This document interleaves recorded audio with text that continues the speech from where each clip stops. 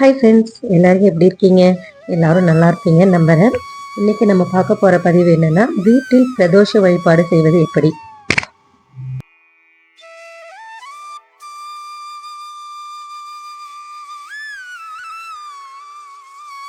பொதுவாக பிரதோஷம் அப்படின்றது விரதம் இருந்து வழிபடக்கூடிய நல்ல நாள். அந்த நல்ல நாள்ல நம்ம கோயிலுக்கு போயிட்டு அபிஷேகம்லாம் பார்த்து பிரகாரம்லாம் சுற்றி வந்து விரதத்தை பூர்த்தி பண்றது வழக்கம். ஆனா நம்ம நிறைய பேருக்கு இப்ப இருக்கிற சூழ்நிலை அதெல்லாம் பார்க்கும்போது கோயில் போக முடியாம அல்லது ரொம்ப தூரமா இருக்கும். சிலருக்கு வெளிநாட்டுல இருப்பாங்க, சில பேர் வேற மாநிலத்துல இருப்பாங்க.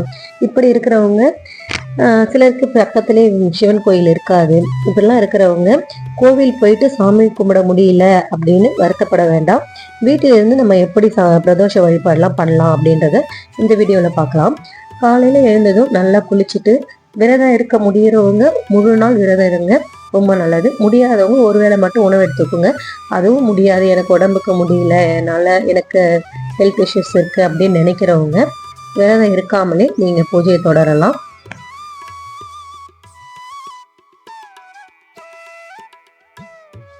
நம்ம வீட்டு நிலவாசப்படியே நல்லா சுத்தம் பண்ணி மஞ்சள் குங்குமம்லாம் வச்சு கோலம் போட்டு அதுக்கு நல்லா பூஜை பண்ணுற மாதிரி நல்லா ரெடி பண்ணி வச்சுக்கோங்க. அதுக்கப்புறம் நம்ம வீட்டில் சிவலிங்கம் இருந்ததுன்னா அதை எடுத்து நல்லா சுத்தம் பண்ணி வச்சுக்கோங்க. அதுக்கு வந்து அபிஷேகம், உங்களால் எத்தனை அபிஷேகம் பண்ண முடியுமோ அத்தனை அபிஷேகம் நீங்கள் பண்ணலாம்.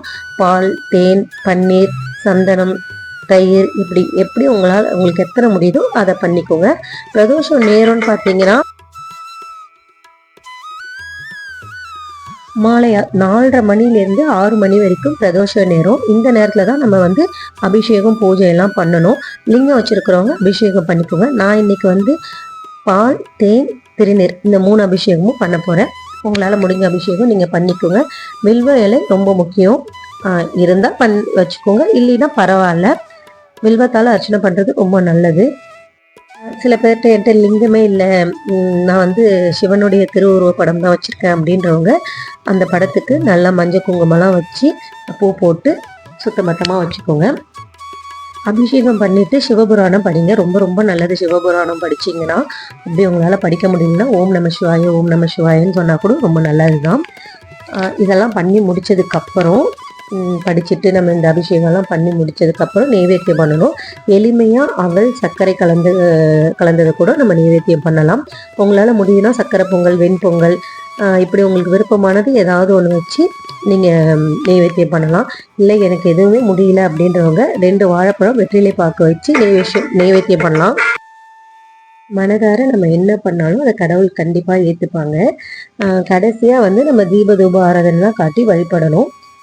6 மணிக்கு பூஜை நிறைவேற்றிடுங்க. நிறைவேற்றதுக்கு அப்புறம் விரதம் இருக்கிறவங்க 6 மணிக்கு மேலே 6:15 அந்த மாரி டைமில் வந்து நீங்கள் சாப்பிட ஆரம்பிக்கலாம். ஒரு நெய் விளக்குனாச்சும் ஏற்றி வச்சு நீங்கள் வழிபாடு பண்ணுங்க. இன்னைக்கு நான் தான் அபிஷேகம்லாம் பண்ணி பூஜை பண்ணலான்ட்டு இருந்தேன். ஆனால் என் வீட்டுக்காரர் கடைசி பண்ணிட்டு அபிஷேகம் பண்ணும்போது இன்னைக்கு நான் அபிஷேகம் பண்ணுறேன் அப்படின்னு சொல்லி கேட்டார். ரொம்ப சந்தோஷமாகவும் இருந்தது. ஏன்னா அவர் இதெல்லாம் ரொம்ப விருப்பப்பட மாட்டார். சரி நீங்களே பண்ணுங்கன்னு சொல்லிட்டு இன்னைக்கு அவங்ககிட்ட கொடுத்துட்டேன். இன்னைக்கு அபிஷேகம் பூஜை எல்லாமே நல்லபடியாக மனது நிறைவாக பண்ணி முடிச்சாச்சு. அவருக்கு தெரியாததுனால பக்கத்துல இருந்து நானே இன்ஸ்ட்ரக்ஷன் கொடுத்துட்டு இருக்கிறதுனால சரியா வீடியோ எடுக்கவும் முடியல. எனக்கு வந்து ஃபர்ஸ்ட்லேருந்தே நம்ம அரேஞ்ச் பண்ணுறது, பூஜை ரூம் அரேஞ்ச் பண்ணுறதுலேருந்து ரெடி பண்ணுறது எல்லாமே ஒன்று ஒன்றா வீடியோ எடுக்கணும் அப்படின்றது தான் என்னுடைய ஆசை. ஆனால் வீடியோ எடுக்கிறதுக்கு ஒரு ஆள் வேணும். யாரெல்லாம் இருந்தாலும் அது ஃபேஸ் காட்டி நம்ம போடாததுனால கரெக்டாக என்னால் கேப்சர் பண்ண முடியல. வீடியோவும் எனக்கு பர்ஃபெக்டாக இது பண்ண முடியல. நெக்ஸ்ட்டு அடுத்தடுத்த இதில் நான் கரெக்ட் பண்ணிக்கிறேன். வீடியோ பிடிச்சிருந்தா லைக் பண்ணுங்கள், கமெண்ட் பண்ணுங்கள், சப்ஸ்கிரைப் பண்ணுங்கள். மறுபடியும் அடுத்த ஒரு நல்ல பதிவில் பார்ப்போம். உங்களுக்கு வீடியோ யூஸ்ஃபுல்லாக இருந்ததுன்னா உங்கள் ரிலேட்டிவ் ஃப்ரெண்ட்ஸ் எல்லாருக்கும் ஷேர் பண்ணுங்கள். எனக்கும் சப்போர்ட் பண்ணுங்கள். Thank you so much. Bye friends.